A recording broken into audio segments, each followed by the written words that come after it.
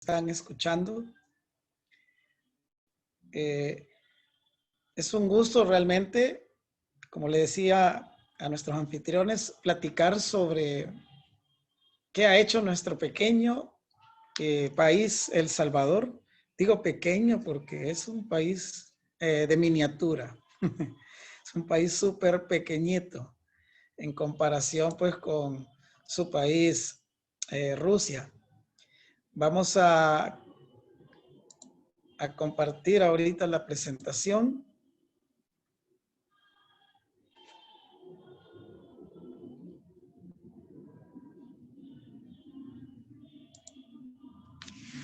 Muy bien. Esta charla que platicamos con Pavel iba a tratar sobre la realidad internacional o la influencia de El Salvador en la realidad internacional. No quiero que ustedes se la tomen como un montón de datos aburridos, donde se les va a dar un gran montón de fechas, nombres raros. Yo quiero que usted esto se lo tome como que yo le estoy contando un cuento, ¿sí? Como que yo le estoy contando un chisme de vecindario. Así tiene que tomarse usted esto. Creo que ese ha sido el gran fracaso de la gente que enseña historia, de que enseña las cosas en base a fechas y en base a nombres que la gente tiene que memorizarse. Y yo no creo eso, yo más bien creo que las cosas hay que contarlas como que estás leyendo una revista de la vida de los del jet set, ¿sí? O de los famosos, donde la gente pues ahí está pendiente de los chismes, pues entonces así debería de contarse un poco la historia. Vamos a comenzar por enseñarles esto, para que se ubiquen quienes no conocen dónde queda El Salvador.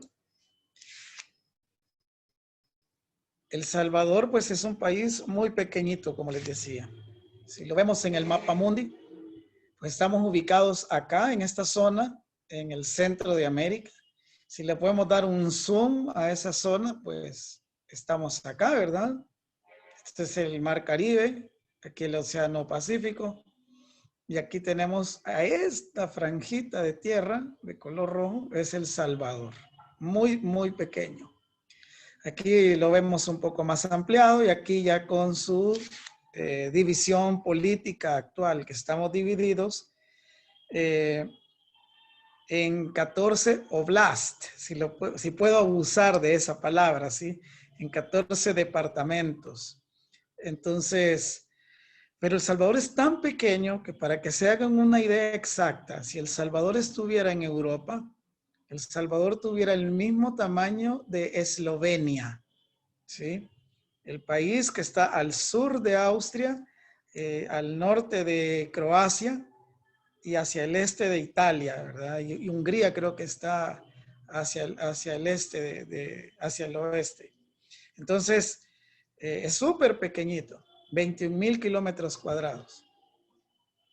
Cualquiera diría, pues en este lugar, esta gente, ¿cómo va a impactar o hacer mover las ruedas de la historia de otros territorios? Pues aunque no lo crean, sí, se ha hecho. Ha habido gente maravillosa en este país que ha movido las ruedas de la historia, a veces dando grandes aciertos, otras veces dando tremendos retrocesos, pero sí ha movido y ha impactado no solo al territorio de El Salvador, sino que ha ido mucho más allá. Para eso pues tenemos que comenzar por entender cómo América Central en el siglo pasado, que ya estamos casi a 200 años de que esto sucedió, se separa del Imperio Español. Nosotros por cerca de 300 años fuimos parte de las colonias del Reino de España y pues hace casi 200 años nos separamos. ¿Cómo logramos separarnos? Bueno, vamos a empezar a contar entonces rápidamente cómo nos separamos y cómo El Salvador tuvo una influencia muy determinante en conseguir la separación de toda Centroamérica de España y de cualquier otra potencia. Así que vamos a comenzar por hablar un poco de esto, que fue el primer intento, ¿sí? En 1811. En ese momento, Napoleón estaba haciendo maletas con su ejército para invadir su país, ¿verdad? Casi en 1812 fue que Napoleón invade Rusia. Bueno, mientras eso estaba pasando en su país, aquí en El Salvador, para variar, nos la estábamos pasando muy bien con nuestro delicioso clima, ¿verdad? Y sin embargo, había un grupo de españoles nacidos aquí en América que ya estaban muy en contra de que siguiéramos siendo parte del Imperio Español. La gran mayoría de ellos tuvieron la oportunidad de estudiar en la universidad, en la única universidad que había entonces, que estaba ubicada en Guatemala, la famosa Universidad de San Carlos. Pero a diferencia de los guatemaltecos, los salvadoreños que se fueron a estudiar allá, pues tenían como una perspectiva mucho más de verse desentrampados de España que los guatemaltecos. Los guatemaltecos estaban muy contentos con ser parte del Imperio Español. Nosotros no mucho. Y es por eso que acá en El Salvador arranca el proceso de independencia. No fue en Guatemala, fue aquí, ¿sí? ¿Y quiénes fueron los que iniciaron esto? Pues bueno, principalmente fueron los dos personajes que aparecen en el extremo izquierdo y derecho de esta lámina. El general Manuel José Arce, que él era un criollo, que igual tenía muchas pretensiones de que ya no querer seguirle pagando a España los tributos, junto con los demás criollos. Y luego, pues, el principal personaje, que es a quien tenemos a la derecha, que es José Matías Delgado, que él era un sacerdote católico, pues que también fue el principal líder. En ese entonces, bueno, sí, están allá abajo los hermanos Aguilar, que ellos también eran sacerdotes. Alguien me dirá, bueno, ¿y por qué los sacerdotes se metieron tanto en esto? Porque ellos eran prácticamente los únicos que podían estudiar, ¿sí? El resto de la gente o no le interesaba o no tenía los medios económicos para estudiar. Y por lo tanto, pues los únicos que iban a la universidad a formarse, pues eran los que también abrazaban la carrera de la iglesia. Algo muy curioso es que todos estos personajes, a pesar de que muchos de ellos eran religiosos, pertenecían a un movimiento internacional que, bueno, hasta hoy sigue siendo bastante conocido y contradictorio, que es la masonería. Muchos de ellos estaban vinculados con la masonería y fue precisamente ahí donde adquirieron las ideas de crear repúblicas similares a las repúblicas que los masones crearon en Estados Unidos, por ejemplo, o como se creó en Europa, en el caso de Francia, ¿verdad? Que se crearon repúblicas laicas y pues más o menos esa era la misma idea de estas personas. Entonces, ¿qué pasó con este primer intento? En resumen, lo que hicieron fue que capturaron al gobernador español y esperaban que el resto de las provincias de América Central se levantaran contra los españoles, cosa que no sucedió. Entonces, mandaron de Guatemala las autoridades a una persona que les dijo, miren, lleguemos a un trato. No los vamos a meter a la cárcel porque lo que ustedes han hecho es alta traición, pero ya cállense y olvídense de eso que se quieren separar. Amiguitos, sí, de acuerdo. En ese momento, pues, aceptaron estos personajes y dijeron, bueno, está bien, ¿verdad? Vamos a aceptar, pero lo vamos a intentar después cuando las circunstancias sean mejores. Para este entonces, el Imperio Español estaba en caos. ¿sí?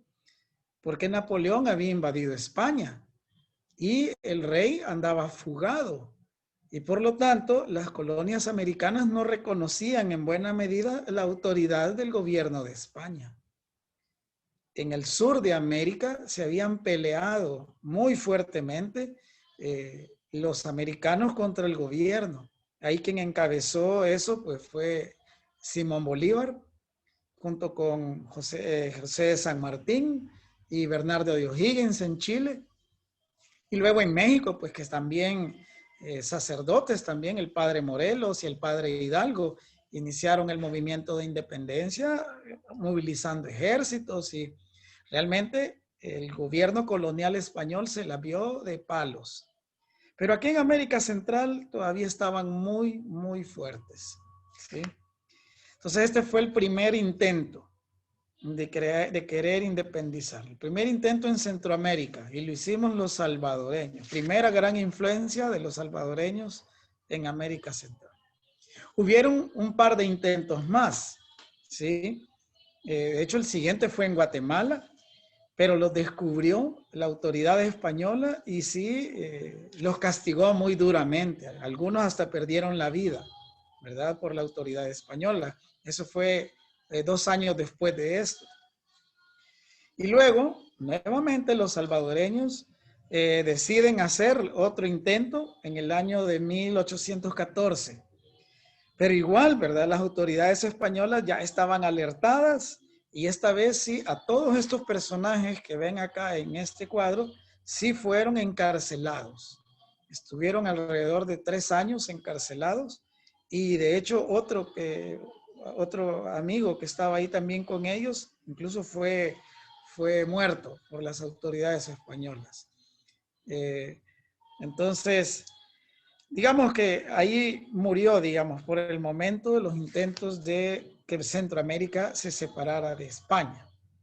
Pero como las circunstancias iban caminando, ustedes saben, Napoleón en Europa fue derrotado, el rey regresó otra vez a España después de que a Napoleón lo mandan allá a la isla de Santa Elena. Y el rey pues trata nuevamente de tomar el control de todo el imperio. Pero las ideas de la Revolución Francesa ya se habían calado mucho en España. Entonces ya él no podía volver, el rey no volvía a poder a tener un poder total en España.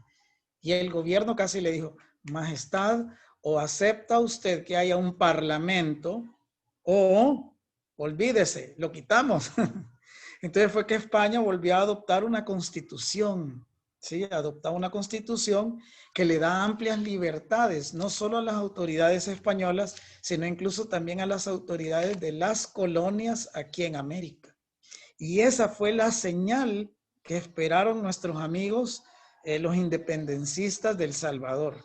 De tal manera que para el año de 1821, ya estando fuera de la cárcel, ellos nuevamente van a buscar a las autoridades españolas, esta vez no haciendo una revuelta, sino que haciendo una cita con el gobernador de España, el capitán general.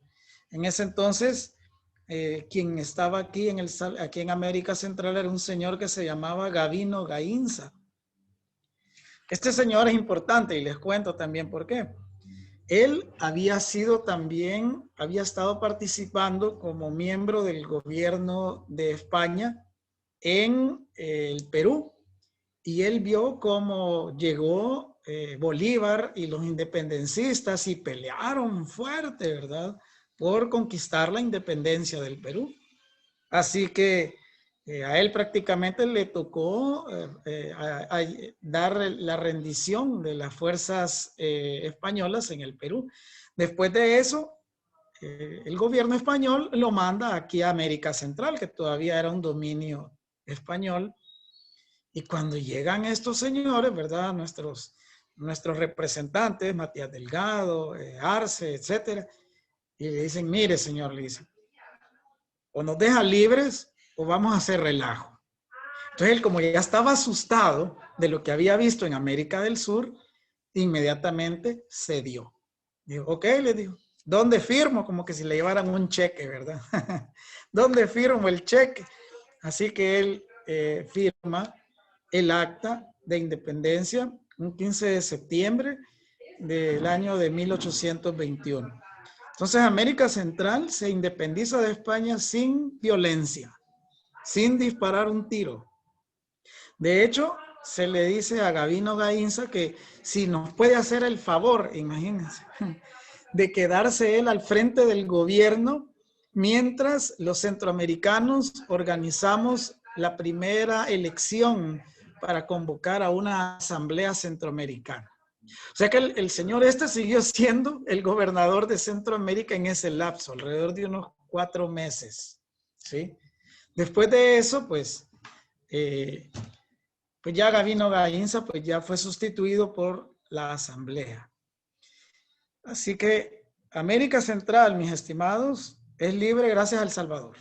Lo puedo decir así abiertamente. No con esto quiero restarle también el apoyo que hubo de los criollos principalmente de Honduras o de Nicaragua.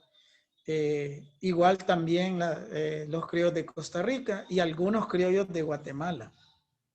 Pero la chispa y el empuje y el querer hacer esta iniciativa fue totalmente de los criollos de El Salvador, principalmente del padre Delgado, ¿verdad? José Matías Delgado, que es quien aparece ahí en primer plano, él casi que como dándole la noticia al pueblo de ¡hey, somos libres! ¿Verdad? Y el pueblo ahí celebrando, ¿verdad? Cosa que no fue así, porque de hecho la noticia tardó bastante tiempo en llegar aquí a El Salvador. Las comunicaciones pues eran terribles en esa época. Así que este es el primer hecho histórico en el que El Salvador interviene en términos generales acá en América Central. Pasemos al siguiente hecho. Ok, América Central ya era libre de España, pero quiero recordarles algo. América Central era parte de una entidad política española mucho más grande que se llamaba el Virreinato de Nueva España, que ese territorio iba desde buena parte de los Estados Unidos hasta lo que ahora es Costa Rica y las Filipinas. O sea, era un territorio inmenso, el famoso Virreinato de la Nueva España. Cuando se independiza el Virreinato de la Nueva España, eso es lo que dará origen al país que ahora conocemos como México, ¿sí? Y a los mexicanos les pasó algo similar, ¿verdad? Que cuando ellos se liberan, pues no tienen quien los gobierne originalmente, entonces solicitan a españoles que ya están viviendo en México para que los gobiernen. Y es así como le piden ayuda finalmente a este señor que aparece en la imagen en el lado izquierdo de sus pantallas, que se llama Agustín de Iturbide. Él es un español, ¿sí? Y él les propone a los mexicanos, bueno, ya que se separaron de España, ¿qué tipo de gobierno quieren? ¿Quieren ser una república? ¿Quieren ser, no sé, una monarquía? ¿Qué quieren ser? Y como la gente ya estaba tan acostumbrada a tener un rey, ¿sí? Entonces le dijeron a Agustín de Iturbide, pues sí, sea usted nuestro rey. Pero miren, le dijo, México es un territorio bien grande. México no es simplemente un reino. México es un imperio. Así que a este señor le dieron el título de emperador. A este señor Agustín Iturbide. ¿Por qué les cuento todo esto? Pues bueno, cuando América Central finalmente se desentiende de España, se separa de España, Agustín de Iturbide inmediatamente manda mensajeros aquí a Guatemala, diciéndoles que si no quiere América Central unirse al imperio mexicano. Pues la verdad no era una mala propuesta, ¿verdad? Los guatemaltecos dijeron que sí. Los hondureños dijeron que sí. Los nicaragüenses también dijeron que sí. Los costarricenses dijeron que sí. Pero adivinen quién dijo que no rotundamente. Pues claro, fuimos nosotros. Los salvadoreños dijimos, porque ya estuvimos peleando muy fuerte para separarnos de España, para ahora terminar siendo colonia de México. No queremos, no queremos. Esto obviamente tuvo consecuencias. Ese mismo año de 1822, el gobernador de Guatemala mandó un ejército a invadir la pequeña provincia de San Salvador, que así se llamaba en ese momento El Salvador. Y pues la provincia tuvo que armar su propio ejército. Ese fue el nacimiento del ejército del Salvador, ¿sí? Aquí en el ejército celebran esa fecha como la fecha de inicio del ejército, un 7 de mayo de 1822, por eso es que el 7 de mayo acá es el día del ejército. No crean que era el gran ejército ¿verdad? Que teníamos en ese entonces. Bueno, hoy tampoco, es un ejército chiquito. Pero en ese entonces era un ejército bien primitivo. No tenían uniformes ni armas. Prácticamente herramientas de labranza eran lo que ellos usaban. Sin embargo, se defendieron del ejército invasor de Guatemala y los derrotaron. Eso puso furioso a nuestro buen amigo de México, al emperador Agustín de Iturbide. Y entonces él decide mandar a un ejército profesional de México a invadir El Salvador. Y es así. Lo manda al mando de un oficial español que se llamaba Vicente Filísola. Era un general también. Y este señor sí logra entrar al territorio de El Salvador. De hecho, logra llegar hasta la capital, hasta la ciudad de San Salvador, ¿sí?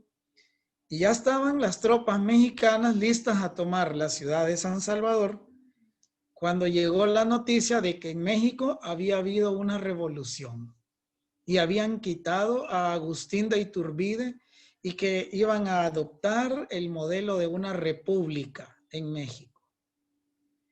Entonces, ante toda esa incertidumbre, el general Filísola decidió irse de aquí del Salvador. Y se retiró de Centroamérica, se retiró de Guatemala y se fue hacia México.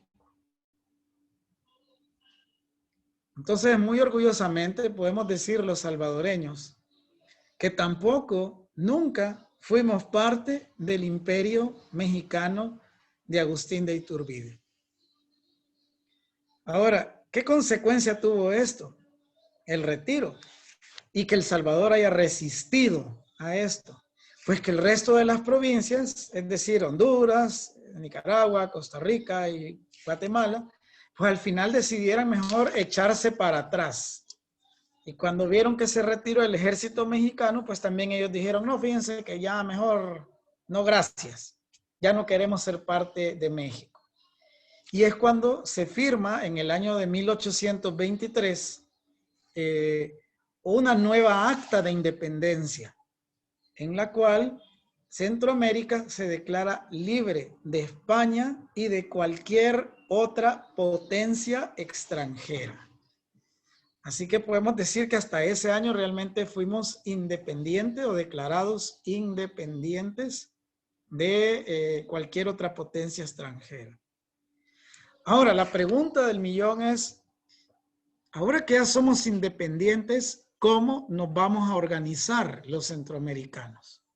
Habían muchas ideas de cómo organizarse. Algunos querían, igual que siguiera la monarquía, es decir, poner aquí un rey en América Central.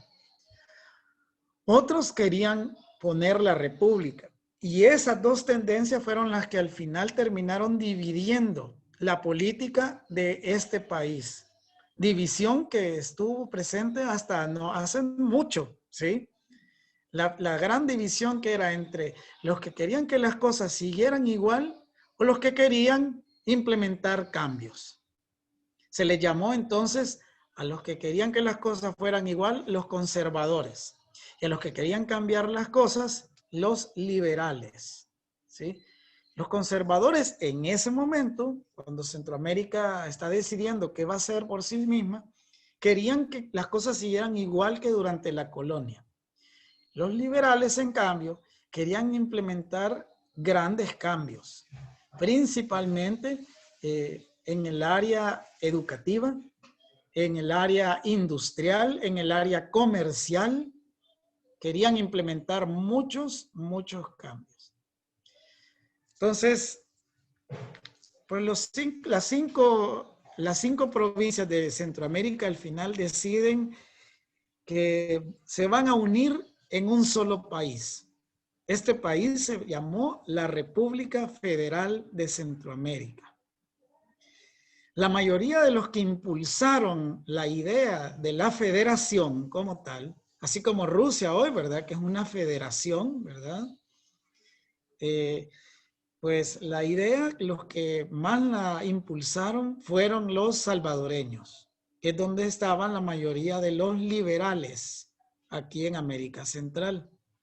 Los que más resistencia pusieron fueron los guatemaltecos, que ellos querían que la cosa siguiera igual porque sentían que se les iba a quitar como protagonismo. Y ellos hasta entonces habían sido la capital de política de esta zona. Y esto pues daba pie a que ya ellos dejaran de ser el centro, sino que ahora pues los beneficios se iban a ampliar a toda la federación. Así que comenzó la federación. El primer presidente de la federación fue un salvadoreño, que fue precisamente el general Arce, ¿sí? El prócer que les enseñé en algunas láminas atrás, bueno, lo vamos a poner. Este señor que está a la izquierda de la lámina, él fue el primer presidente federal. Sin embargo, el señor Arce fue seducido a pesar de que él era liberal, él fue seducido por los conservadores y eso ocasionó que hubiera una revuelta. Y al frente de la revuelta se estableció este otro personaje muy importante que se llama Francisco Morazán. Francisco Morazán, a mi criterio, y a pesar de que él no es salvadoreño, pero a mi criterio ha sido el centroamericano en lo político más avanzado y más claro para el desarrollo de estos países. Morazán, pues como les digo, él militaba en el Partido Liberal y por esa razón él se hizo muy amigo de la mayoría de los liberales de El Salvador. La mayoría de los países de América Central en ese momento, que en ese momento eran provincias de la federación, a pesar de que era una federación, pero guardaron como ciertas libertades que a la larga llevaron a que la federación pues, fuera un fracaso. Por ejemplo, no había una moneda única.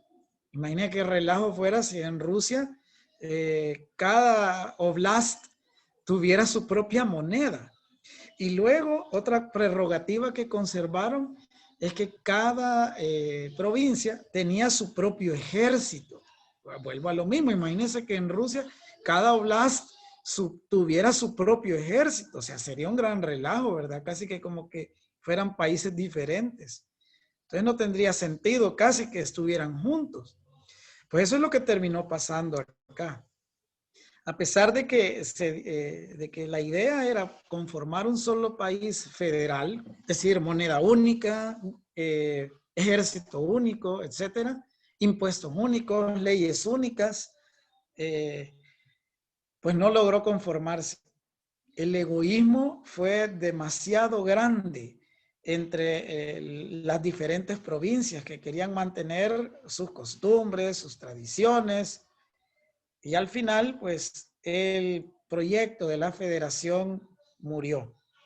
Morazán, el presidente Morazán, trató de hacer hasta lo imposible por mantener unida la federación y al final, pues, los ejércitos particulares de cada provincia se unieron, lo derrotaron y él tuvo que huir de aquí de América Central. El último país que apoyó, es decir, el que lo apoyó a Morazán hasta el final de todo, fue El Salvador. El Salvador sí creía en la Federación Centroamericana. Una vez Morazán se va, pues también aquí en El Salvador impusieron a un presidente conservador. Y pues alrededor de 2 años Morazán estuvo fuera de América Central, hasta que el gobierno de Costa Rica tuvo un gran problema, tuvo un dictador tremendo que empezó a hacer muchos males al país, a Costa Rica. Y los costarricenses le pidieron a Morazán que regresara y que les ayudara a liberarse de este dictador que ellos tenían. Morazán regresó con su ejército, que la mayoría de su ejército eran salvadoreños, ¿sí? Y invadieron Costa Rica, quitaron al tirano y por aclamación los costarricenses nombraron a Francisco Morazán presidente de Costa Rica. Pero Morazán, como siempre tenía el sueño de volver a unir a Centroamérica como una federación, una vez siendo presidente, pues él dijo, bueno, vamos a crear un gran ejército federal basado en la población de Costa Rica y nos vamos a ir a la guerra para reconquistar la federación. Esto no les gustó a los costarricenses, que ya ven, de hecho hoy pues ya ni ejército tienen, ¿verdad? Son un país bien interesante que no tienen ejército. Pero bueno, los costarricenses se alertaron por eso y decidieron darle un golpe de estado a Francisco Morazán. Y una vez lo arrestan, deciden que Morazán es demasiado peligroso para que siga vivo. Así que las autoridades costarricenses terminan fusilando, matando a Francisco Morazán, a su libertador. Así le pagaron finalmente a Francisco Morazán. La noche antes de su muerte, Francisco Morazán escribió su testamento y en él pidió que su cuerpo reposara aquí en El Salvador. De hecho, todavía su cuerpo está aquí, a pesar de que él nació en Honduras, pero su cuerpo está aquí. Yo no sé cuántas veces el gobierno de Honduras ha tratado por todos los medios diplomáticos de llevarse el cuerpo de Morazán para Honduras. Pero como estaba explícito en el testamento de Francisco Morazán, entonces él, pues sus restos todavía están acá en El Salvador, en un lugar muy interesante que se llama el Cementerio de los Ilustres, que es un lugar donde se ha enterrado a casi toda la gente famosa de El Salvador. Visitar ese cementerio es una cosa impresionante porque es casi como caminar en la historia del país. Si alguna vez alguno de ustedes se anima a venir a El Salvador, los invito a que vayan a conocer el Cementerio de los Ilustres con un buen guía para que les cuente pues anécdotas de todos los que están ahí enterrados en el cementerio, que son los famosos entre los que hemos estado platicando esta mañana. Así que ahí está la tumba de Francisco Morazán, que es la tumba cero. Yo he visitado varias veces el lugar y créanme que a mí siempre se me estremece el corazón al estar ahí, porque este hombre para mí realmente fue en lo político quizás el más grande que América Central ha tenido. Y ese sueño de que seamos un solo país, una sola federación, es un sueño que muchos centroamericanos todavía hoy fácilmente le daríamos luz verde. A mí me encantaría que América Central fuera un solo país. Me encantaría. Veo las grandes posibilidades de que eso sucediera.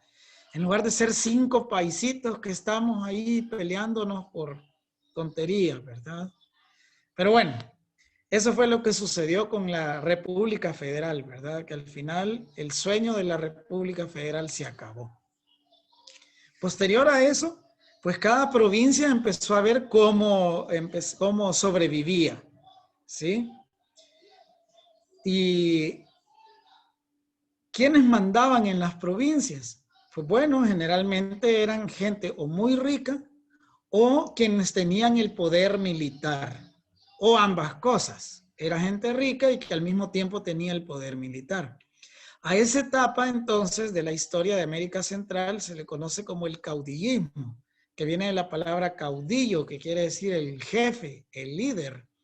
Entonces, algo así como los shogunes en el Japón de la Edad Media, ¿verdad?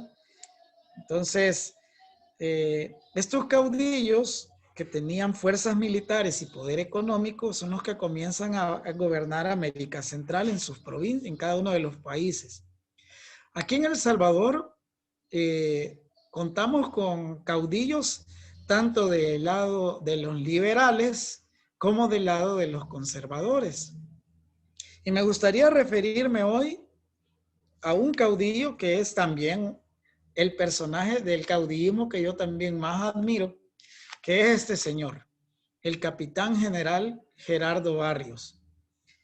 Este señor tuvo un impacto tremendo, no solo aquí en El Salvador, sino que también a nivel regional e incluso mundial.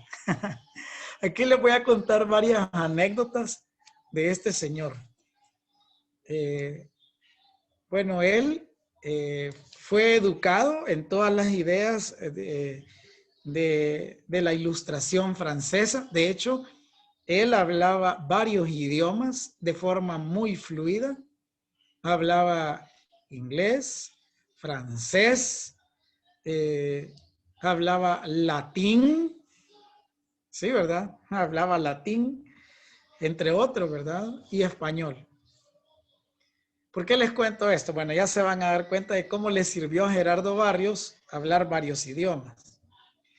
Este señor pues, fue presidente de El Salvador 4 veces, ¿sí? En ese entonces, el presidente solamente podía estar 2 años en el poder. Él fue el que logró cambiar eso a que el presidente, pues para darle continuidad a los planes de Estado, pudiera estar 4 años, como todavía hoy pasa, que son 4 años que un presidente está en el poder, en el ejercicio del poder. ¿Qué más hizo Gerardo Barrios? Bueno, Gerardo Barrios se dio cuenta de que el principal rubro de ganancia de dinero de nuestro país, que era el exportar el añil, que es un tinte de color azul, se había venido abajo, porque en Alemania habían descubierto cómo hacer la pintura azul de forma sintética. Y claro, el precio pues se vino abajo. Y Gerardo Barrios fue el que tuvo la idea de, bueno, dejemos de sembrar añil, sembremos otra cosa que sea así muy cool, voy a abusar de esa palabra así, que sea así muy cotizada, muy cool en el mundo y que en nuestro clima se pueda hacer. Y es entonces que él comienza a sembrar el café, ¿sí? La planta de café. Y con él arranca este gran proyecto de la caficultura, que cuando los demás países de América Central vieron que el negocio era muy bueno, pues decidieron imitar a El Salvador. Pero él fue el pionero de esto. Y es más, él no solo se quedó así como un presidente que desde acá del país hacía las cosas, sino que él también fue parte del cuerpo diplomático de este país. Tenía varias ventajas porque además de ser alguien que hablaba muchos idiomas, él también pertenecía a la masonería y eso le abría muchas puertas en Europa con las logias masónicas que estaban en Europa. Entonces, pues él visitó, hizo una gira, ¿verdad? Por varios países europeos, donde fue recibido en primer lugar por los reyes de España, ¿verdad? Fue recibido también por el emperador de Francia, Napoleón III, que de hecho aquí va la primera anécdota chismosa, que Napoleón III le regaló el bastón de mando, su bastón de mando, a Gerardo Barrios en una parada militar que él presenció. Ese bastón de mando actualmente está acá en un museo, en el Museo de las Fuerzas Armadas de El Salvador. Luego también visitó el Vaticano, la iglesia pues todavía tenía muchísimo poder, la iglesia católica, y visitó el Vaticano. Hay otra anécdota bien chistosa de Gerardo Barrios cuando estuvo en el Vaticano.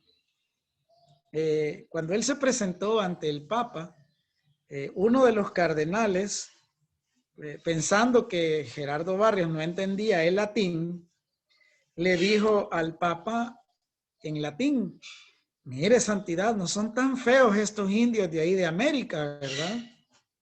Y entonces Gerardo Barrios, que perfectamente le entendió lo que dijo, le contestó al cardenal y le dijo: Eminencia, si usted supiera que yo soy de los más feos de mi país. Claro, el cardenal se murió de la vergüenza y al Papa le causó una gran, le causó risa, ¿verdad? A todos los presentes les causó gracia cómo contestó Gerardo Barrios, ¿verdad? En latín, inmediatamente pues él logró la simpatía de todos ellos, ¿verdad? Que a la larga, con esta, consiguió que el mercado europeo se abriera al mercado centroamericano y para el caso del mercado salvadoreño. ¿A quién más visitó Gerardo Barrios? Bueno, fue a Inglaterra y fue recibido ni más ni menos que por la reina Victoria. Esta reina pues que estuvo tantos años, que igual que Isabel II, ¿verdad? La que está ahorita que ya, híjole, yo creo que me voy a morir antes de que Isabel II se muera a este paso, ¿verdad? Pero bueno, él conoció a la reina Victoria y le causó tan buena impresión Gerardo Barrios a la reina Victoria que ella le regaló una marcha militar que habían escrito en su honor, en honor a la reina, para Gerardo Barrios. Y esa marcha militar todavía se escucha acá en El Salvador. Es la marcha militar que ahora ya no se llama Reina Victoria, sino que se llama Marcha Militar Gerardo Barrios, que es muy, pero muy, muy famosa esa marcha. Entonces, como ven, este señor no es de esos que se llega al poder y se queda sentado, ¿verdad? Sino que este señor hizo un montón de cosas. Arregló económicamente al país, abrió un montón de oportunidades para la gente de este país. Y él mismo, pues en algún momento fue también un diplomático que dio a conocer Centroamérica y abrió Centroamérica al mundo. Dio un ejemplo económico para que el resto de los países de Centroamérica pues también prosperaran con otro tipo de cultivo. Ese fue Gerardo Barrios. La tumba de él también se encuentra en el cementerio de los Ilustres, en la ciudad de San Salvador. Así que si algún día vienen a mochilear por acá, pues insisto, sería bueno que ustedes visiten el cementerio de los Ilustres con un buen guía, ¿verdad? Para que les cuente la historia un poco más detallada. Entonces, como consecuencia de que el café se siembra y que genera una bonanza económica, pero tremenda, ¿sí? Es decir, El Salvador empieza a ganar una cantidad de dinero exorbitante, pero sí quiero ser puntual en algo. Los únicos que los que se beneficiaron mucho de esto, de este montón de dinero que empezó a entrar al país, pues fueron los dueños de las fincas de café, es decir, de las propiedades donde se sembraba el café. El resto de la gente pues permanecía así, más o menos, ¿verdad? Pero esta gente que sí tuvo esta cantidad exorbitante de dinero, ¿verdad? Lo que hicieron es que se dedicaron a viajar y viajaron mucho a Europa. Y cuando regresaron aquí a El Salvador, pues dijeron, bueno, ¿y por qué no podemos tener aquí en El Salvador edificios, arquitectura y costumbres como las que hay en Europa? Y es así como el sistema educativo de este país comienza a cambiar, esto a finales del siglo XIX, ¿verdad? Adaptándolo a un sistema educativo más europeo. Y por otro lado, se empezaron a levantar edificios como los que ustedes ven acá en esta lámina, ¿verdad? En la parte central, arriba, tenemos esta catedral, que es la Catedral de la Ciudad de Santa Ana, que es donde yo vivo, que está más o menos a unos 400 metros de aquí de mi casa, ¿sí? De donde les estoy hablando ahorita. Es una iglesia gótica o neogótica muy bella, realmente. Su construcción comenzó en el año de 1903, es decir, a principios del siglo XX. Igual a un costado de la catedral tenemos este otro edificio, el Teatro Nacional de Santa Ana. que en su momento también pues, fue una réplica de los teatros europeos que visitaron los cafetaleros cuando andaban de gira por Europa. En este teatro, que también es una maravilla, el teatro, eh, les prometo que otra vez, tal vez si me dan oportunidad, pues hacemos una visita virtual a estos dos lugares, pues realmente usted se siente como que entra a Europa cuando entra a este teatro, ¿verdad? Desde el vestíbulo, las estatuas, las pinturas, cómo está acondicionada la gran sala del teatro, o sea, es una cosa espectacular, realmente, ¿verdad? Ahí venían las compañías de ópera a presentar las obras de Verdi, las obras de Wagner, ¿verdad? Aquí a El Salvador, aquí a Santa Ana, ¿verdad?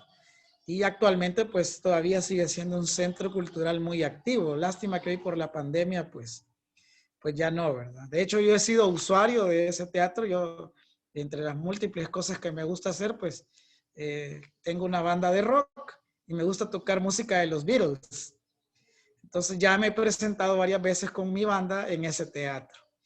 Presento también aquí este otro edificio, que es el Palacio de Gobierno, que está en la ciudad de San Salvador. Otro edificio bellísimo también, resultante justamente de esa misma época de la gran bonanza del café.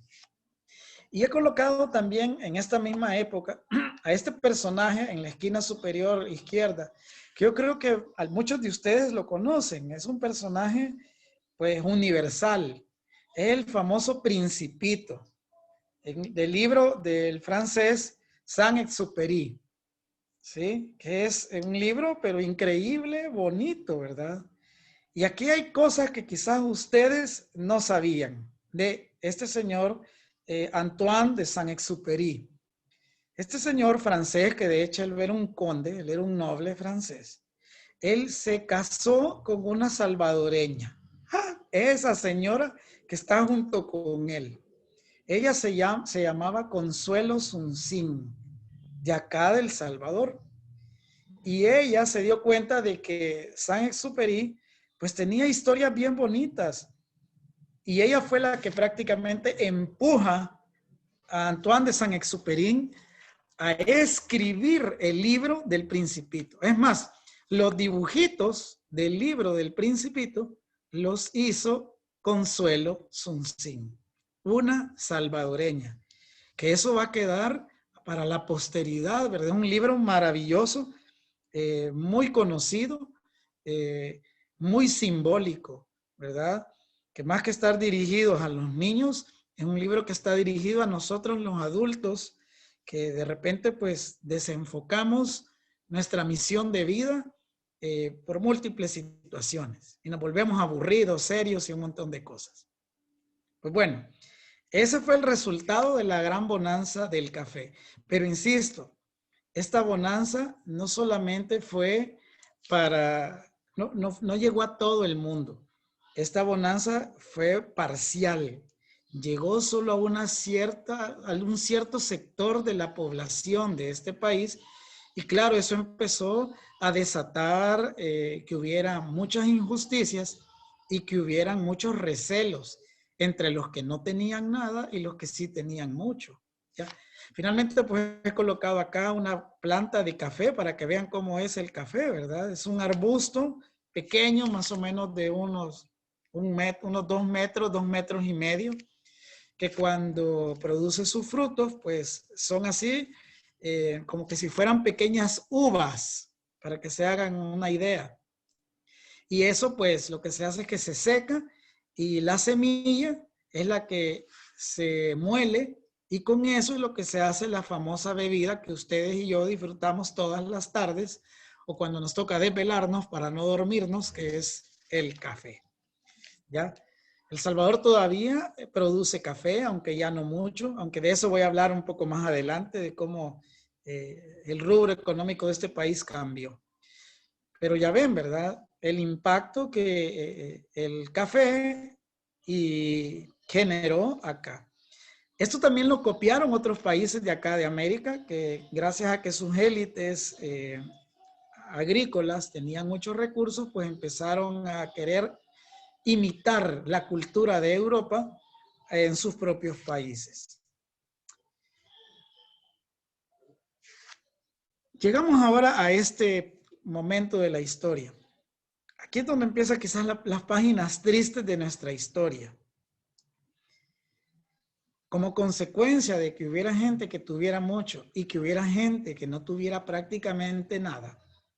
Entonces, en el año de 1931 estalló una revuelta, principalmente entre las autoridades del país y los grupos de indígenas que todavía existían, que ellos habían sido precisamente de los grupos de salvadoreños más excluidos con el tema este de la bonanza económica. Entonces, cortesía de esa revuelta, se instauran a partir de ese momento gobiernos liderados por militares acá en el país. El primero que se colocó al frente del país es este señor que aparece casi en el centro de la diapositiva, que es el famoso general Martínez, Hernández Martínez.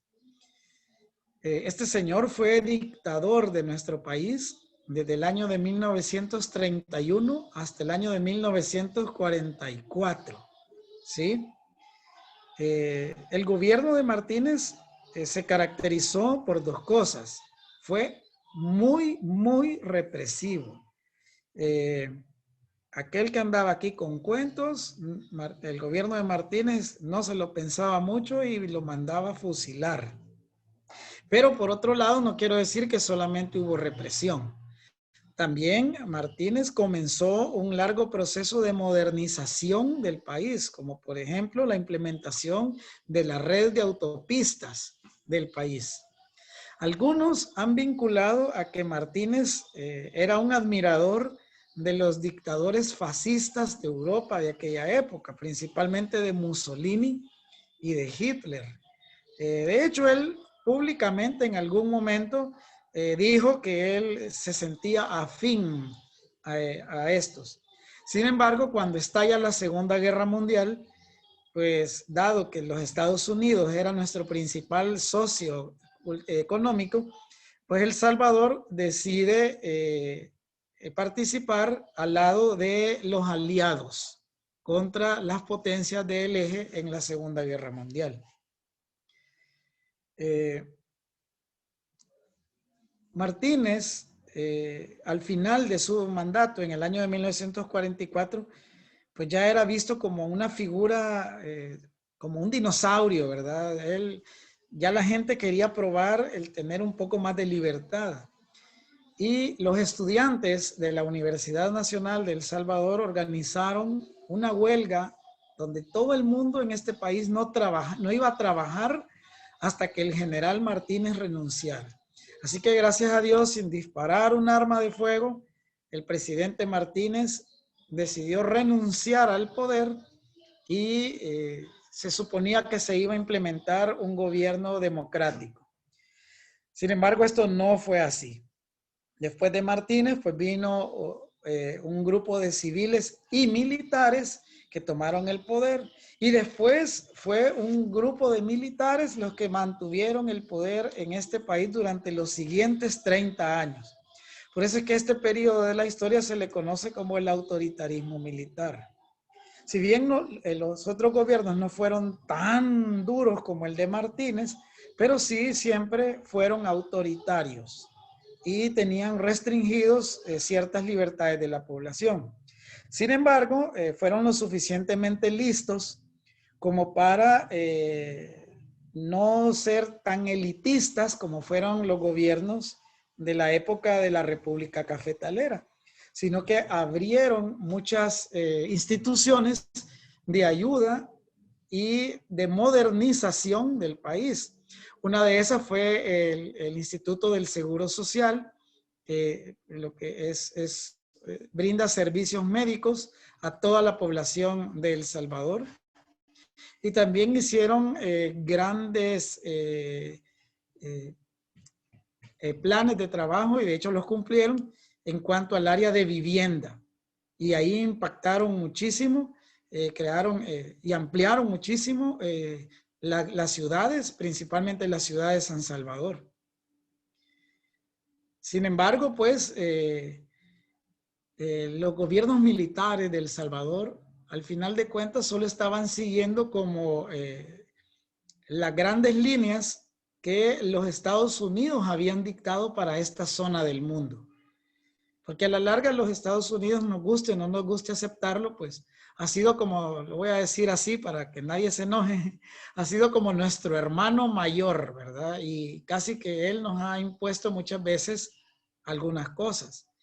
Entonces, Estados Unidos, que tenía un gran pánico frente al avance del comunismo, principalmente en Cuba, impuso estos gobiernos en toda América Latina durante esa época.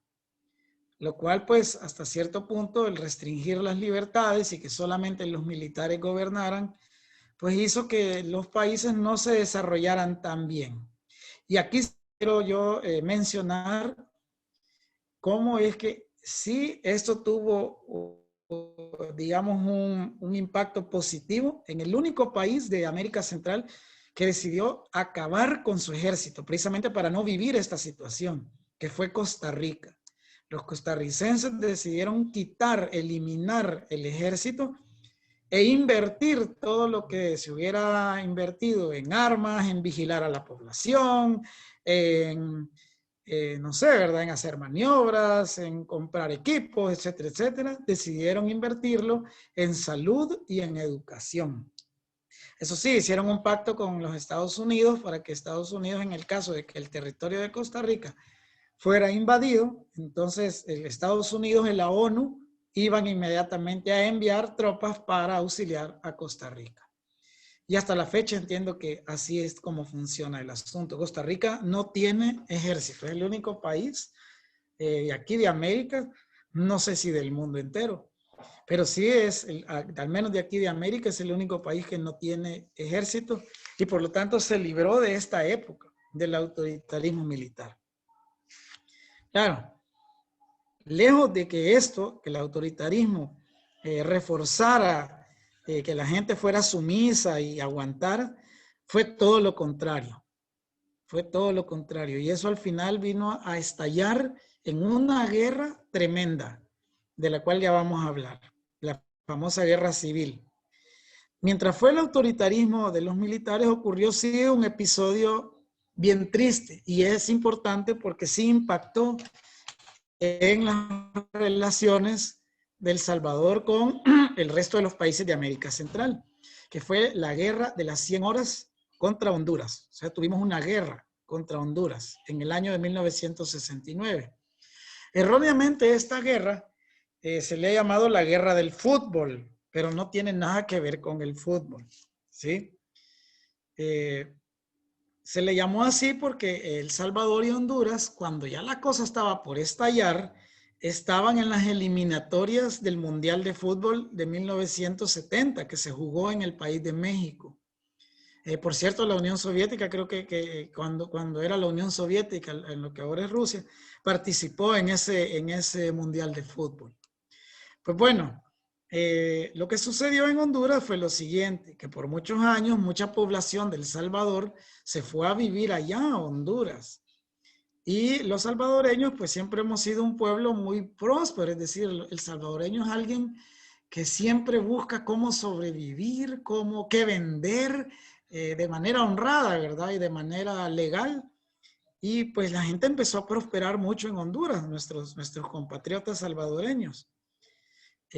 Y Honduras en ese momento tenía una situación bien especial. Y es que Honduras prácticamente era un país que dependía políticamente y económicamente muchísimo de los Estados Unidos. Más en concreto, de una transnacional de alimentos que se llamaba, o no sé si todavía existe, que se llamaba la Standard Fruit Company. Y ellos tenían el control político de Honduras. Claro que ya en ese momento, a finales de los años 60, ¿verdad? Los hondureños, pues ya muchos habían, por su educación, se habían dado cuenta de eso y querían quitar el yugo de la Standard Fruit Company. Entonces, la Standard Fruit Company decidió hacer una estrategia muy osada para mantener el poder en Honduras. y fue la de echarle la culpa de todos los males del país a los salvadoreños que vivían ahí. Y gastaron una fortuna en propaganda estos señores en radio, bueno, en radio, televisión no había todavía, en radio y en periódicos, desprestigiando a los salvadoreños y creando un odio terrible contra los salvadoreños. Eso al final se terminó convirtiendo en que se crearon hasta cuerpos de personas armadas en Honduras que empezaron primero a hostigar y luego incluso a matar a los salvadoreños que vivían en Honduras. Cortesía de eso, pues los salvadoreños empezaron a regresar aquí a El Salvador en condiciones terribles. Y el gobierno empezó de manera diplomática, el gobierno de El Salvador, a decirle a Honduras, miren amigos, ¿qué les pasa? Nosotros no les estamos haciendo nada. Yo no sé quién les está lavando el cerebro a ustedes, ¿verdad? Pero hagan de cuenta que era un odio tan terrible, algo así como lo que sentían los nazis contra los judíos en la Alemania nazi. Y es más, hasta hicieron campos de concentración en Honduras para tener a los salvadoreños. En fin, una cosa terrible. Entonces, el gobierno de El Salvador trató de resolver por todos los medios diplomáticos esta situación y no se pudo. Hasta que llegó un punto en que la inteligencia del ejército de El Salvador se dio cuenta de que íbamos a ser invadidos por Honduras. Entonces, el ejército pues se preparó y decidió que un día antes de la invasión, El Salvador iba a destruir a la Fuerza Aérea de Honduras y iba a realizar un contraataque antes de que ellos invadieran El Salvador. Así que, gracias a eso, que los hondureños no se esperaron esto, pues, y a otras cosas que pues, darían para una conferencia entera nueva también, ¿verdad? Sobre la guerra de las 100 horas. En 100 horas, el gobierno de El Salvador destruyó la capacidad del ejército de Honduras, ¿sí? Y en ese momento, ¿qué pasó, verdad? Pues bueno, que la OEA, movida por la Standard Fruit Company y la ONU, mandaron un ultimátum a El Salvador y les dijeron que o retiraban el ejército de El Salvador de Honduras, que ya había entrado en buena parte del territorio de Honduras, o El Salvador iba a ser invadido desde el Océano Pacífico por una fuerza multinacional de los cascos azules de la ONU. Así que, pues, nosotros no estábamos en condiciones de afrontar una guerra de dos frentes, así que mejor decidimos retirar el ejército de Honduras. Y bueno, ahí acabó el asunto, ¿verdad? Ahora, en lo internacional, ¿qué impactó eso? Bueno, impactó de que prácticamente cuando ya la guerra, antes de que la guerra estallara, habíamos logrado llegar a acuerdos en el mercado común centroamericano para hacer una unión aduanera de todos los países de América Central. Es decir, que ya estábamos pensando nuevamente en unirnos como un solo estado. Y claro, uno de los primeros pasos es el paso económico. Entonces ya estábamos muy adelantados los centroamericanos en eso cuando vino a pasar esta situación. Claro, esto vino a tirar al basurero todo el trabajo realizado, ¿verdad? Porque inmediatamente Honduras puso restricciones a todos los productos de El Salvador a todos los productos de Honduras, y como quedamos en medio entre Guatemala y Nicaragua, ¿verdad? Pues también el tráfico de mercancías entre Guatemala y Nicaragua se hizo difícil. O sea, de verdad que esto de la guerra con Honduras echó al trasto la posible unión de Centroamérica nuevamente como una federación. Fue un episodio muy lamentable realmente. Por curiosidad, usted puede observar en la fotografía que aparece al lado derecho, es una fotografía real de esa época. Así era el ejército de El Salvador a finales de los años 60. Si lo ven, pues prácticamente todo el armamento que se usaba era el de la Segunda Guerra Mundial del ejército de los Estados Unidos, ¿verdad?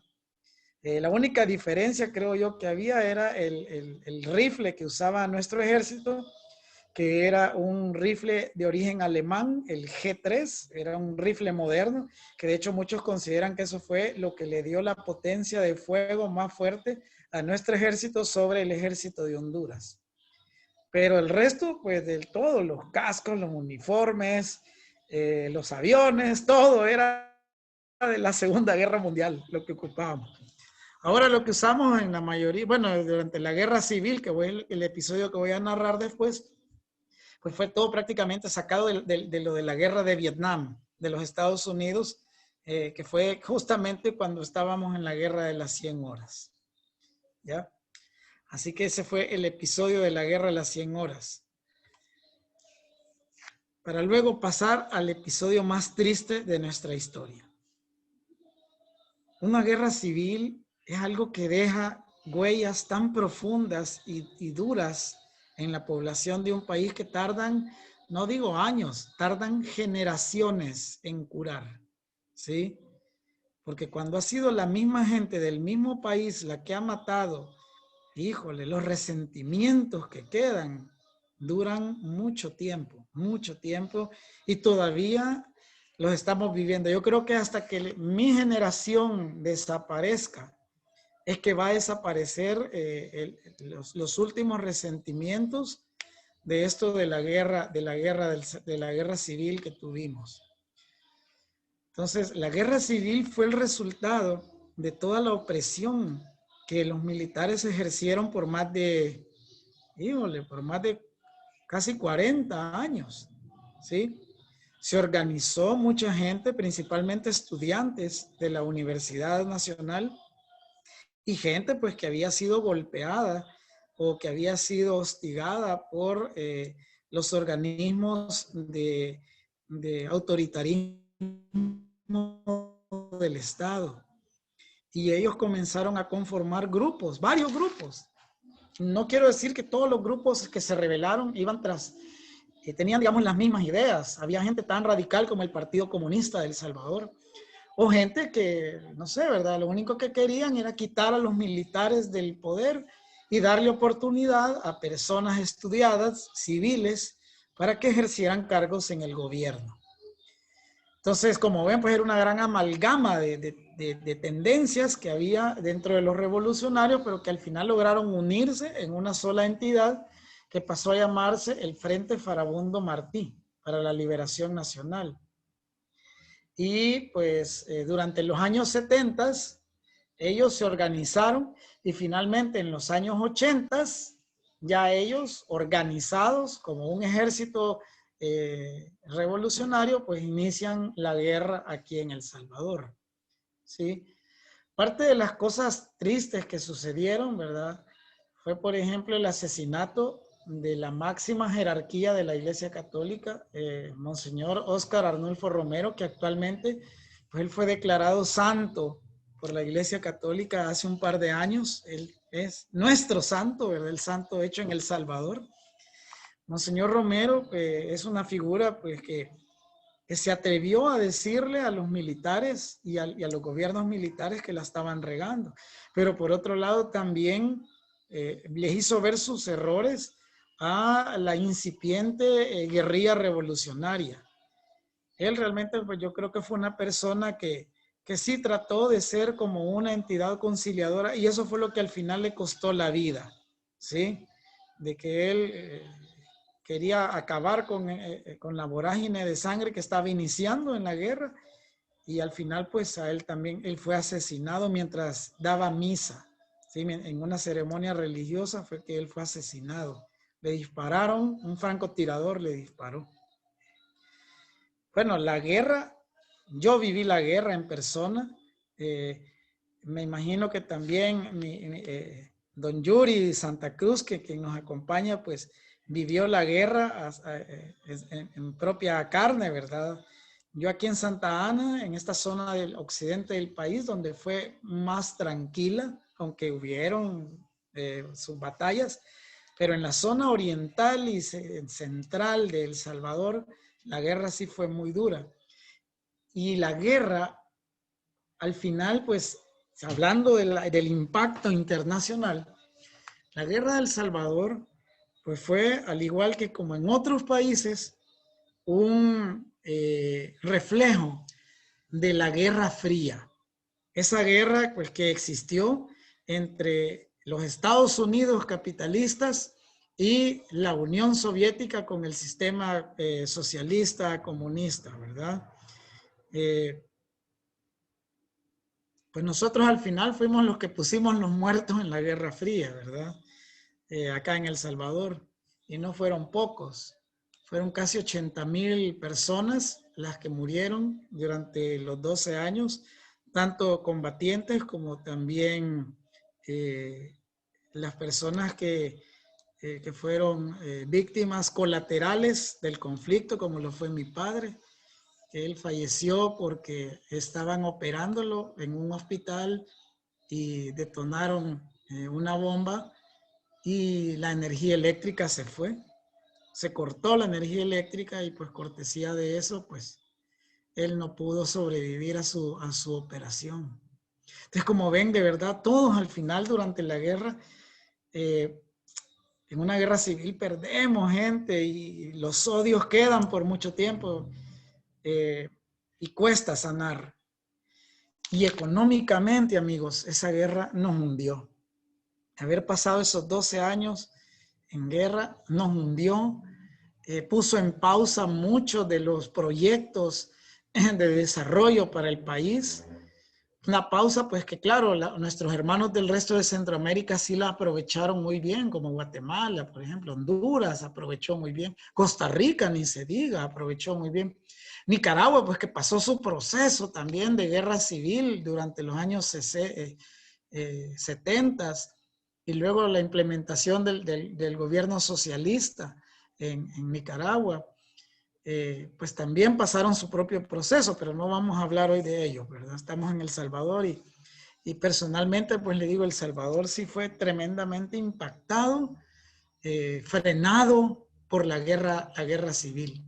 Es algo que yo de verdad no se lo deseo a nadie. Yo sé que ustedes en Rusia en 1917 pasaron su guerra civil y les costó muchísimo salir de eso, ¿verdad? Y luego posteriormente salir de los gobiernos autoritarios socialistas también les costó mucho tiempo, ¿verdad? Ahora pues yo entiendo que están muy contentos como están. De hecho, yo admiro mucho la figura de su presidente actual. Me parece una persona muy sensata y simpática que ha llevado muy buena prosperidad a su país y así es como debe de ser. No tenemos que ver yo pienso que no tenemos que ver a las personas por un partido político, sino que por lo que quiere darle a su país, la bonanza que le quiere dar a su país. Entonces, pues bueno, volviendo a El Salvador, la guerra civil fue un momento tremendo, bien tremendo.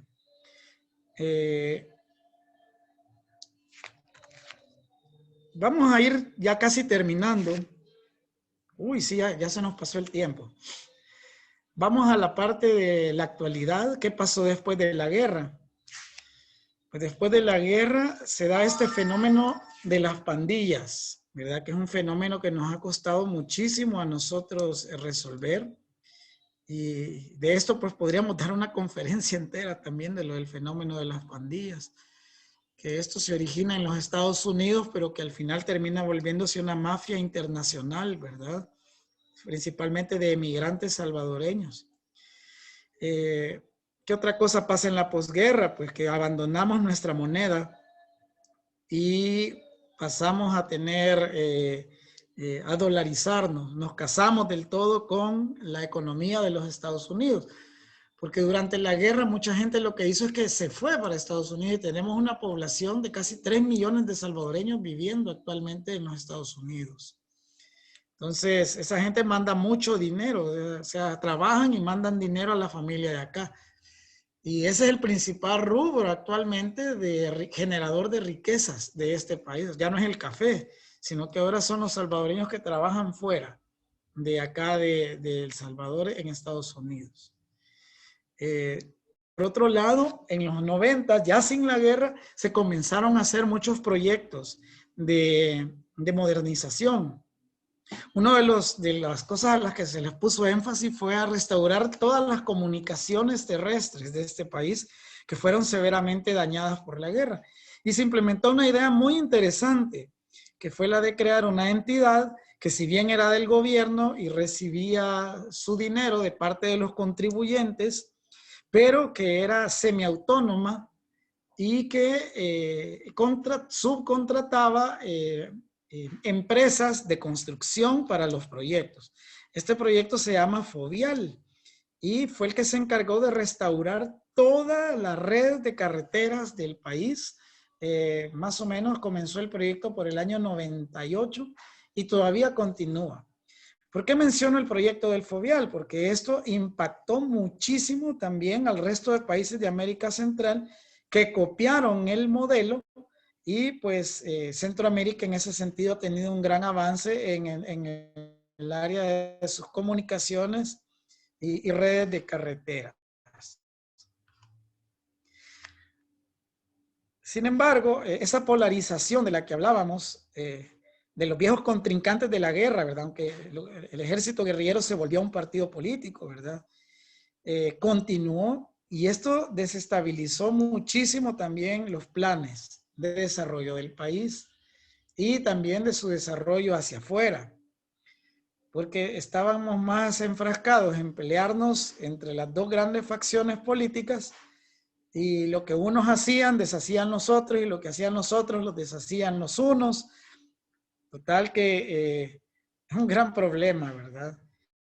Esta situación de la polarización política nos llevó de verdad casi a una bancarrota de país, porque no podía haber continuidad en los planes de gobierno, que es un defecto que muchos de los países de América Latina todavía continuamos teniendo. El año recién pasado, y con esto voy terminando ya, finalmente, después de, imagínense, desde 1811 hasta el año pasado, se rompió eso de que los salvadoreños estaban divididos entre conservadores y liberales y apareció finalmente pues una entidad política que no iba ni con uno ni con otro bando y no sé si para bien o para mal, pero lo interesante es que rompió, finalmente rompió esa bipolaridad en el país. Así que aparece pues este presidente que hoy tenemos, que es una figura bien polémica, ¿verdad? Para algunos divertida, un presidente joven que le gusta utilizar mucho los medios de comunicación de las redes virtuales, ¿verdad? Yo creo que esa vez cuando él fue a la ONU y se tomó una selfie en la ONU, pues fue una de las cosas que más dio la vuelta al mundo. Y de hecho el discurso que él dio fue muy interesante, ¿verdad? Donde dijo que gracias a la tecnología los países pudieran bajar muchísimo, muchísimo sus gastos del gobierno, ¿verdad? Muchísimo. También se ha dedicado pues a hacer relaciones internacionales con países con los que tradicionalmente El Salvador nunca había negociado, como son los países del Oriente, ¿verdad? O con China continental, ¿verdad? Que con China se ha logrado un acuerdo interesante. Lástima que con lo del COVID, pues todo eso se paró. Pero sí, para construcción de un montón de obras grandes acá en el país. No ha dejado de tener su lado controversial, lo vuelvo a decir, ¿verdad? Donde él, por ser joven y por ser un poco, no sé, ¿verdad?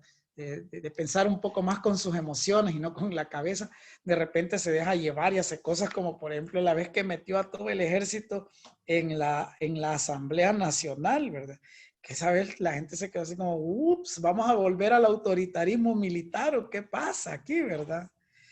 Pero bueno, ¿verdad? Y luego, pues, el manejo de la pandemia que se ha hecho de parte del gobierno nacional también ha sido una situación que ha impactado a nivel internacional. Y lo explico. Realmente en eso sí, todo el mundo se ha quitado el sombrero. No sé si conocen esa frase de quitarse el sombrero. Es decir, que realmente han admirado el trabajo que El Salvador ha hecho. Tenemos de las tasas de mortalidad mucho más pequeñas con la epidemia del COVID y a pesar de ser un país pues con muy poca formación, con muy poca educación, la gente se lo ha tomado muy a bien y el Estado ha hecho grandes inversiones en el área de salud, inversiones que no se habían hecho en mucho tiempo. Entonces, pues eso ha hecho que de nuevo El Salvador esté de nuevo en boca de todos los países y que incluso algunos hayan copiado el sistema y los planes de contingencia que se tomaron por el COVID-19. Bueno, creo que estamos hasta ahí, amigos. Ha sido una plática muy larga. No sé si tienen alguna pregunta o comentario. Juan, muchas gracias por esta presentación muy curiosa y muy informativa. Quiero aprovechar la oportunidad para recordar a todos nuestros participantes que ahora se puede escribir comentarios o preguntas en el chat. Se puede poner en marcha ya sus micrófonos para preguntar o comentar algo. Yo quería preguntar, pues hemos hablado mucho sobre el pasado, sobre la época del día de hoy de El Salvador, pero ¿cómo ve usted el futuro de El Salvador? Bueno, si me permites opinar, porque esta es una opinión, ¿verdad? No es un consejo académico ni lo que piensa toda la gente de El Salvador. Yo tengo una gran fe en este país. Principalmente tengo fe en los jóvenes, que gracias a la globalización les ha permitido acceder a realidades muy diferentes, a ideas muy diferentes. Y eso también creo que va a generar toda una generación más global, más abierta, con más ideas, por lo que no creo yo que que volvamos a caer en una situación de estancamiento o de falta de visión. Tal vez lo único que le haría falta a nuestros jóvenes es, como lo hablábamos al inicio, antes de entrar a la conferencia, ¿verdad? Es aprender a hacer planes. Eso es lo que nos hace falta a los salvadoreños. Los salvadoreños, pues como lo comentaba a Pavel y a la directora de acá, del Centro Iberoamericano, que nos acompaña también, tenemos un clima delicioso. Yo eso lo atribuyo, ¿verdad? Un clima que no cambia, hay comida todo el año, hay buen sol todo el año. Eso genera en el fondo una actitud de comodidad. En cambio, ustedes en Rusia, amigos, si no siembran en el verano y no cosechan en el otoño, se mueren de hambre en el invierno. Y eso los ha llevado, no solo a ustedes, sino pues a todos los países europeos, a que forzosamente tienen que aprender a hacer planes, a planificar qué es lo que van a hacer, tanto a nivel de un país como a nivel de una familia. Entonces, si los jóvenes del Salvador aprenden a hacer planes y con toda la apertura que la tecnología hoy ha permitido expandir sus mentes, pues amigos, créanme que este país va a despegar de una manera increíble, no lo dudo. Aquí hay tantos recursos, hay tantos proyectos por hacer. Yo soy optimista, la verdad soy optimista. Siempre y cuando también nos desapeguemos de todos esos resentimientos del pasado. Yo sí veo que puede haber un futuro bonito, estable acá en El Salvador. Es mi opinión. Gracias, Juan. Me parece que hace falta echar un vistazo al comentario del señor encargado de negocios de la Embajada de El Salvador en la Federación de Rusia. Pues, se llama Yuri Santa Cruz y aquí nos escribe: quiero disculparme por el mal funcionamiento de mi micrófono. Sin embargo, aprovecho esta vía para agradecer en primer lugar al Centro Cultural Iberoamericano de la Biblioteca Estatal de toda Rusia de Literatura Extranjera, Rudomino, por permitir este espacio para presentar una ponencia sobre los aportes históricos de El Salvador de 1811 hasta la fecha. De igual forma, mi especial agradecimiento y felicitación al historiador Juan Antonio Guerra Sánchez por su excelente y amena conferencia, por hacer el recorrido por las principales etapas de la historia de nuestro país. Por alusión, debo hacer mención que soy parte de la generación que vivió la época de la Guerra Civil Salvadoreña. Particularmente, mis familiares cercanos tuvieron participación muy activa en el movimiento insurgente. Mientras tanto, en esa época, yo viajé a la Unión Soviética para cursar mis estudios profesionales.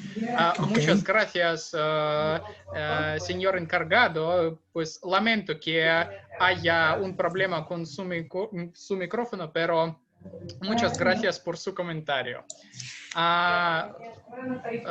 Juan, tengo una pregunta más. A lo mejor, adelante. mientras tanto, aparezca un comentario o una pregunta en el chat. Es que El Salvador toma parte en muchas organizaciones regionales, internacionales. Por ejemplo, El Salvador toma parte en la Organización de Estados Americanos, o por ejemplo, Sí. También en la ONU. Sí. Y también pues toma parte en Mercado Común Centroamericano. Y mi pregunta es que todas las organizaciones influyen en El Salvador. ¿Y cómo se ve esta influencia? Bueno, voy por partes. Por ejemplo, en el caso de ONU, fue determinante ONU cuando se consiguieron los acuerdos de la paz en la guerra civil. La ONU prestó un servicio invaluable a El Salvador, no solamente aportando parte de los cascos azules que vinieran a ayudar al desarme de la guerrilla revolucionaria o incluso también de muchas unidades del ejército que tuvo que ser reducido de tamaño, ¿verdad? Porque ya no había guerra, sino que también dentro del ámbito civil, que vinieron bastantes voluntarios de toda la ONU, principalmente en el ámbito civil, vinieron muchos de España y de América del Sur, acá a El Salvador. Yo creo que vamos a estar eternamente agradecidos con ellos, porque vinieron a brindar un poco de orden, estabilidad, ¿verdad? En ese proceso de transición de la guerra a la paz.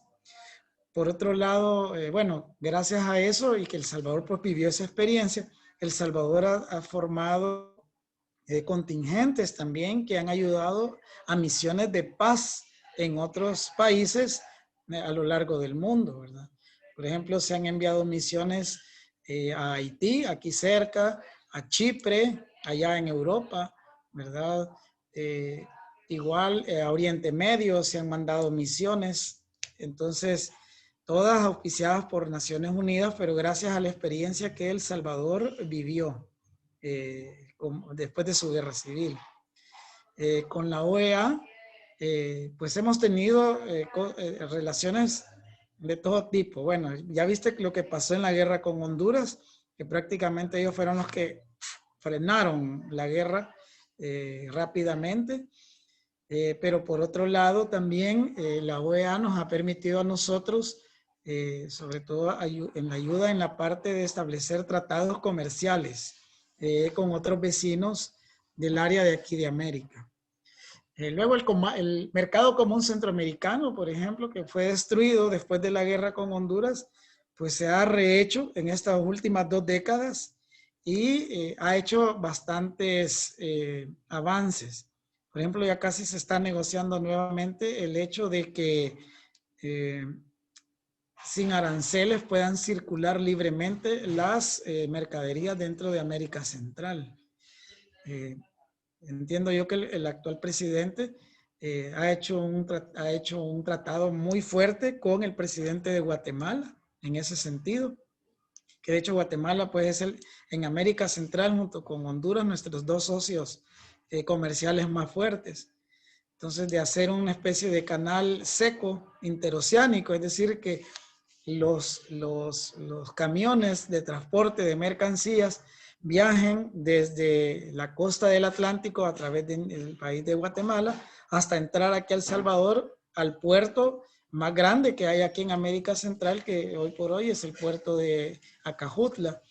Entonces, conectar el puerto, Puerto Barrios, que está allá al norte de Guatemala, no, perdón, bueno, se me escapa el nombre del puerto ahorita. Pero sí sería ese puerto que está en Guatemala, en el Atlántico, con Acajutla, que está en el Pacífico, y que las mercaderías transiten sin ningún problema, ¿verdad? Ahora, para lograr eso, Pavel, sí tenemos primero que acabar con el problema de la violencia y de la delincuencia, que es un problema serio y que sí el gobierno actual le ha metido pues mucha energía a terminar con esta situación, ¿verdad? Porque mucha gente, por ejemplo, no se anima a poner negocios porque piensan que la delincuencia le va a destruir sus negocios. Entonces muchos creemos de que bastaría solo con que se vuelva seguro el país para que el desarrollo económico, mucha gente se lance, principalmente de la clase media, se lance a hacer ese tipo de trabajo. Y en este caso, pues, si los países abren sus fronteras, digo, los países de aquí de América Central, para la libre circulación de mercancías en el mercado común centroamericano, olvídate, amigo, esto sería fantástico. Gracias. Aquí apareció una pregunta en el chat. Juan, por favor, de Tatiana. La película Voces Inocentes, sí, así es. Más películas. Bueno, lo que podemos hacer es que tal vez a través de Pavel y el centro puedo mandarles recomendaciones. Miren, el cine aquí en El Salvador, al igual que otros tipos de artes, igual por el fenómeno de la guerra, la gente pues como que no le metió mucho interés. Sin embargo, hoy en esta década del 2000, digamos del 2010, una nueva generación, que es todos estos jóvenes que les digo que por estar pegados a una cultura más global, etcétera, se han metido, pues han empezado a crear todo lo que no se ha creado en más de 30 años. Esta película es una de varios documentales que salieron sobre el conflicto y sí es recomendable. Nos da una visión bastante dura de lo que es el conflicto del Salvador. Hay un par de películas más, pero ahorita se me escapa realmente. Pero yo les puedo con todo gusto recomendar, ¿verdad? Estas películas, ¿sí? Pero sí, lo que ves ahí es más o menos lo que pasó. Así que, sí, perfecto. Yo puedo recomendarle. Vale. Pues apareció también una pregunta mía. Pues al final de su conferencia dijo que se firmaron unos acuerdos con China, pues entre El Salvador y China. Y mi pregunta es que no tiene miedo de colaborar con China. Es que, pues teniendo en cuenta toda esta guerra económica entre los Estados Unidos y China, y pues El Salvador no tiene miedo, pues como ser parte de este proceso económico.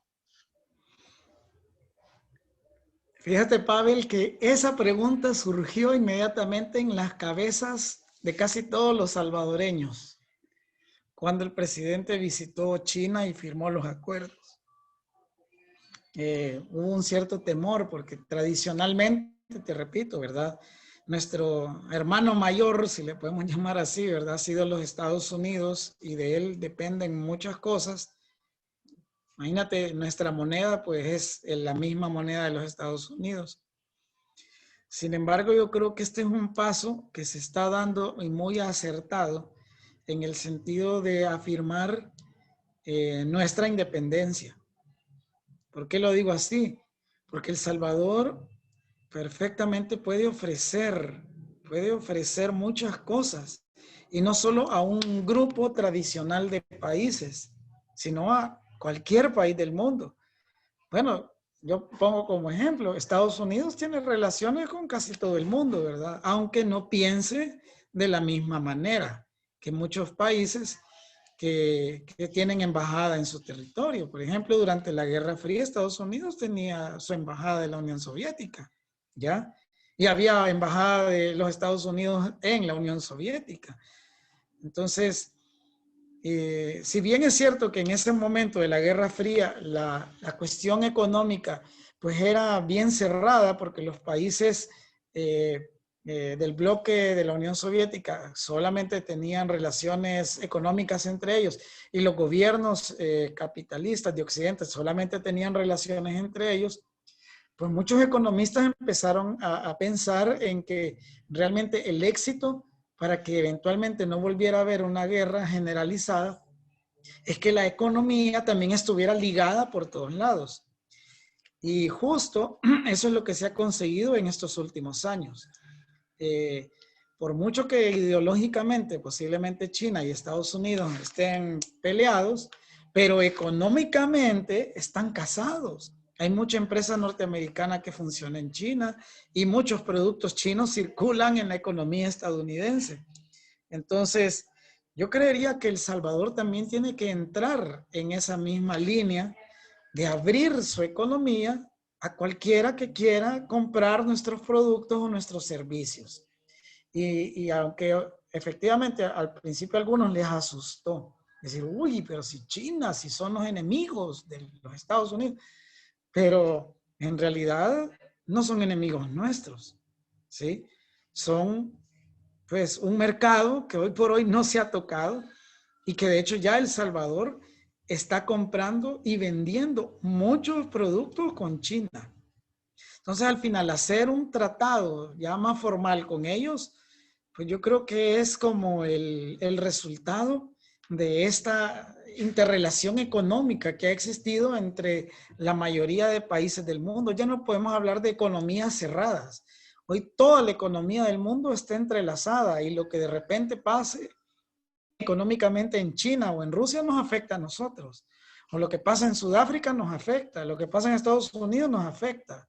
Eh, entonces, en ese sentido, Pavel, ya no tenemos miedo. Vale, muchas gracias por su respuesta. Bueno, si no hay más preguntas o comentarios, podemos terminar poco a poco nuestra conferencia. En primer lugar, quiero agradecer a nuestro conferenciante, Juan Antonio. Juan Antonio, le agradezco muchísimo.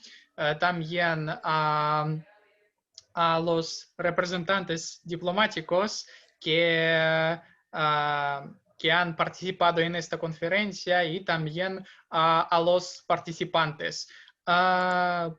Creo que El Salvador puede ofrecer mucho, no solo a los países de Centroamérica, sino a todo el mundo, porque tiene una experiencia enorme en política, en economía, en cultura. Les deseo a todos los salvadoreños que tengan mucha suerte en la vida, y viva El Salvador. Muchas gracias. Gracias a ti, Pavel, y que viva Rusia también.